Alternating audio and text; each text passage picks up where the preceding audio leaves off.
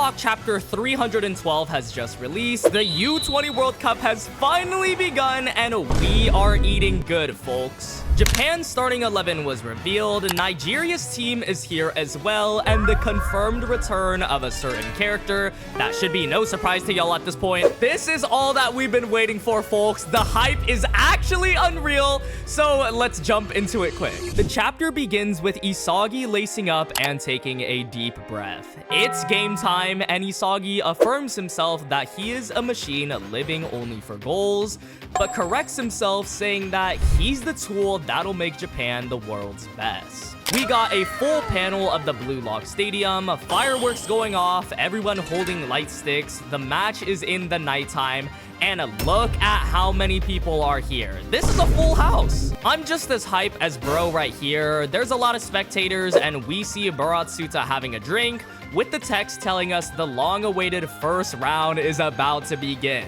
And the starting 11 kicks off with Gagamaru. Our GOAT goalkeeper, that's our boy. Everyone loves Gagamaru, as he does a little Mario jump to enter the field, and the crowd right behind him cheering, even the Huz right here shouting out his name. The center backs are next, and it's none other than Captain Aiku. That's right, folks, Aiku is our confirmed captain, and I just gotta say, this is so well-deserved, man. Let's get some snaps going for Aiku. Ryu is next, and we see his luscious, glorious, shining hair. As we move to the last center back, Nico, the brains of the defensive line. We know he about to be calculating every single step on the pitch. So we got the Uber's defense pretty much with 3 center backs. I gotta say, it's a little unexpected to see all 3 of them here, but it's a very strong defense. Ego gotta be cooking something up if you put all 3 in here at once. As the announcements continue, Nagi Seishiro is here in the Blue Lock Stadium scanning in his ticket, and this was the big mystery. What was he doing walking towards the stadium? I know some of y'all are sick of this man and just want to see the U20 World Cup, but Nagi plays a huge role in this chapter as he dialogues on how he's no longer a part of Blue Lock and betrayed his philosophy of living for his own goal. He lost and ended up here. While Nagi talks, we get more reveals for the starting 11. On the right side back, we got Godspeed Chigiri Hyoma. And who gave him this Wally West nickname? And a better question, why is he on the right? Isn't his 44 Panther snipe along the left side? Anyways, Hiyori is on the left side back, all smiles and sunshines for bro, like he for real the only one smiling, while everyone is going through despair in Blue Lock. All of a sudden, Nagi starts running though and talks about how he'll see something new. A security guard puts his hand out trying to stop him, but Nagi is starting to understand who he really is as he hits this unnecessary pose dashing past the security. And look at these 2 fools. They ain't even try to catch up to bro. They just watching him go by. Like, imagine if it was an actual intruder and not Nagi Seishiro. If I'm Ego, I'm personally firing these guys myself. Nagi continues running, talking about how he realized that he wasn't actually fired up just by playing soccer itself. And then we jump over to the midfielder reveals. I know it's a little confusing going back and forth between Nagi and the starting 11, but this is literally how they did it. Karasu is here, waving his hand to the crowd as a defensive midfielder. And damn, we are legit stacking the back like this is Balloon's tower defense. We adding Karasu to Aiku, Ryu, and Nico. Are we trying to stop Thanos or something? The next midfielder is revealed to be Mikage Reo, and oh my god, we didn't see him last chapter training, and we knew he had to copy all the other players in Blue Lock, so trust me, Reo is about to serve us a 5-star meal, a Michelin star dish. I'm telling y'all, we have to invest in Reo stocks now. I'm manifesting the Reo goal. I may be D1 glazing, but trust me, it will pay off. We cut over to Nagi again, and he talks about how the reality is no matter how much he tried to get fired up with Reo, it just didn't work. We just keep jumping back and forth though, and now we're at Batra being announced as the left midfielder. Yeah man, Batra is a must-have player, so it's no surprise here. If I recall, he's actually started for every team since Blue Lock started. He hasn't been benched or subbed once, in the U20 game, in the NEL, and now he's a star player here for sure. I also just gotta point out, I love the fact that each of them are getting their own individual walkout. The team walked out for the U20 game, so having them individually usually hyped up with their own poses is completely different. The fireworks are going off. It's just beautiful cinema. We hop over to Nagi yet again, and not gonna lie, I'm kind of getting sick of the back and forth. Let's just get a few pages in a row. Nagi says he won't play soccer just to stay by Ryo's side, and then we jump again to the last forwards. The amount of back and forth needs to be studied. I feel like I'm reading 2 chapters at the same time.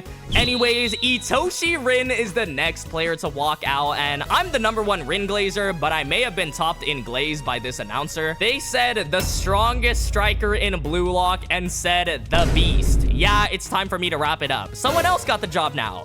Bro also still nonchalant, not doing anything. What is he even looking at here as well? Is he breaking the 4th wall? We're once again back to Nagi Seishiro, who says it's not like he wants to go back to Blue Lock or face Isagi, as we see the door for JFU members is there, and we learn about Nagi's true objective. As he slides the door open with this dramatic pose, and Baratsuta looks back confused to see the door open, as Nagi Seishiro talks about the true identity of his ego. We see this jolly little guy celebrating for Japan's last player. It's none other than Isagi Yoichi, Blue Lock's prodigy, and look at my boy. He is locked in. You can't tell me that that face means game time, and the hype levels are through the roof. Our boy Isagi is a forward alongside Rin, and we got our whole team against Nigeria. And this is the final formation. I'm gonna save my thoughts for later, but no Shido, no Barou. I would say a very safe formation. Anyways, aura eyes appear for Nagi as he reminisces about his time through Blue Lock and says he misses the godlike thrill of it all, showing his goal celebration during the U20 game. Nagi says for that thrill, he doesn't care if he loses everything else, as he asks the chairman if he still has a 1 spot open for him. As Nagi reveals he wants to become the world's best, not caring about crushing a Blue Lock. Nah, Nagi Seishiro is back in Blue Lock through the Baratsuta side B selection, and look at bro's skull aura, he's back to life. I think Nagi fans just gotta give a personal thank you to Igaguri. Like, you gotta remember that he was the one to bring back Nagi for y'all, which is crazy to think Igaguri of all people did that. It's getting increasingly clear that Nagi is about to be on demon time. His aura is back, he doesn't care about crushing Blue Lock, Isagi, or Ryo, and he even entering the Baratsuta contract to do so. The match of the century, Nagi versus Kira versus Shigeo Mizuki. This will be cinema, and I'm not even the biggest Nagi fan. In fact, I think they returned him a little too early. I just can't deny the fact that Red Key might be entertaining as hell. Nagi comeback and the starting 11 reveal. At this point, this is already a 10 out of 10 chapter, but then we get the reveal of the Nigeria team, and oh my god, they look tough. We got main man in the front. His name is Onazi, as he says, "Let's go all out Blue Lock," and flashes a smile.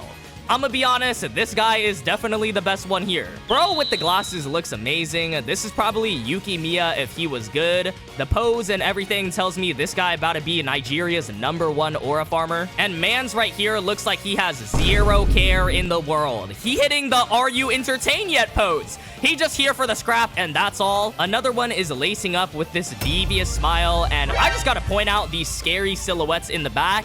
If we ain't revealing them right now, then these gotta be some Avengers level threats. I'm not gonna lie, I'm not feeling stressed. I trust in my boys, but it's a little shaky. Look at bro's smile. And these damn silhouettes, this cannot be a good sign. Isagi holds his ear translating what Onazi said, and he smiles himself with the aura eyes appearing, saying it's time to get to the top as the U20 World Cup kicks off. What a chapter, y'all. This might be the most hyped I've ever been from a Blue Lock chapter. We end off there on yet another cliffhanger. It's a Blue Lock chapter, so it's to be expected. But seriously, there is so much to talk about. Starting 11, Nagi comeback, Nigeria's team. So let's discuss it all. Let's first start with the starting 11. I gotta say, it's half expected and half unexpected. Like, some characters were an obvious choice.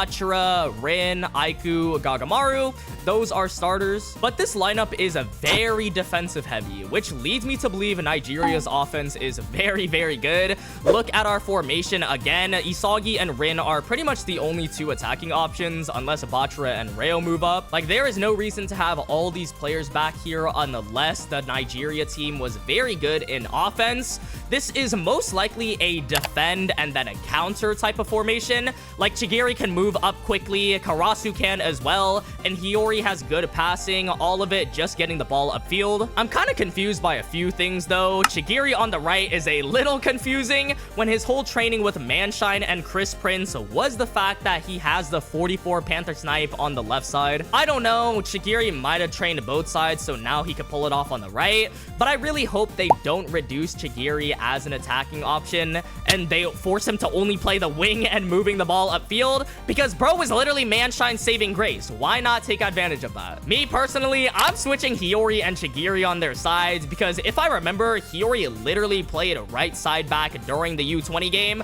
Bro's not even a midfielder as well. I think their roles are unfortunately just to get the ball upfield. It does look like a very Isagi and Rin oriented offense. I do think Reo and Bachara will be good in this game though. I can honestly see Reo scoring a goal, really showing off his progress and how much he's grown as a character. Obviously, we didn't see Barou, we didn't see Shido, the numbers 3 and 4. It's most likely because Ego wanted to play a little safer. I mean, the formation is probably the safest formation out there. This has to do with entirely the play styles clashing together. Again, this is probably a counter attack formation and not a full-on offense where we needed Shido and Barou up there. I do think they'll get their time to shine later though. I do enjoy seeing both of them play.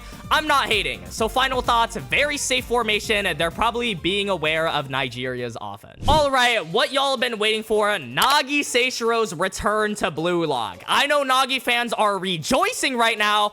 It was a long time coming for bro. We know he was getting way too much screen time for being eliminated. I will say, I'm still not sure if Nagi taking this offer is the best option for him. Boratsuta is still gonna manage his whole football career, but at least you'll be able to return to Japan and play in the World Cup through the side B option.